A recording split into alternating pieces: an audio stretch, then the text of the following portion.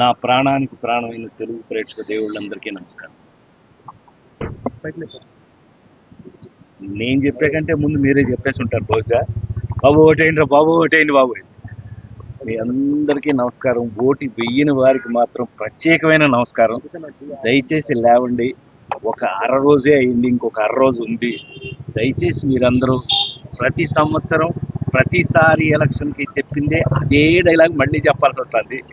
దయచేసి రండి, మీ అమూల్యమైన ఓటుని ఉపయోగించండి. ఎందుకంటే అది మన ప్రాథమికమైనటువంటి హక్కు. హక్కు ఏంటి హక్కు? వాడెవడో గెలిస్తే నాకు హక్కు, చాలా తప్పు. అతను ఎవడో గెలిచేది మన కోసం, అతన్ని గెలిపించేది మనం, అతన్ని సరైన దోవలో పెట్టవలసింది మనం. సో అలాంటప్పుడు బాధ్యత మనదే కదా. అసలు బాధ్యత తీసుకోకపోతే మనం ఏమి అడుగుతాం రేపు? దయచేసి మరొకసారి మీ అందరినీ చెప్పిందే చెప్తున్నాను అనుకోవద్దండి. తప్పదు, ఏం చేస్తాం.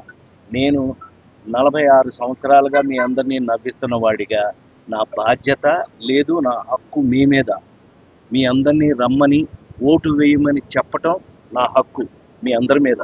మీ ఇంట్లో వ్యక్తిగా, మీ ఇంట్లో రాజేంద్ర ప్రసాద్ సినిమా ఎంత ప్రభావం చూపుతుందో అంత హక్కుతోటి నేను మిమ్మల్ని నేను ఇంట్లో ఒక మనిషిగా అడుగుతున్నాను. దయచేసి రండి, మీ బాధ్యత అయినటువంటి ఓటును వేయండి. వేసి మీ బాధ్యతను మీరు నెరవేరిస్తే తర్వాత మీరు అడగవలసిన ప్రశ్న ఎప్పుడైనా వచ్చినప్పుడు అడగడానికి మీకు హక్కు ఉంటుంది. సో ఇంతకంటే నేను చెప్పగలిగింది ఏముంటుంది? నేను వచ్చాను, నేను మా మనవడితో సహా వచ్చాను.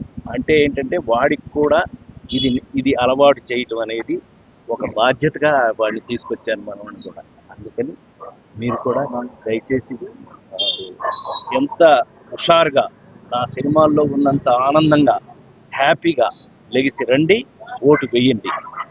మీ రాజేంద్ర ప్రసాద్. మరి ఓటు ఎవరికి వేసారని అడగలేదేంటి? ఆ ఒక్కటి అడగదు.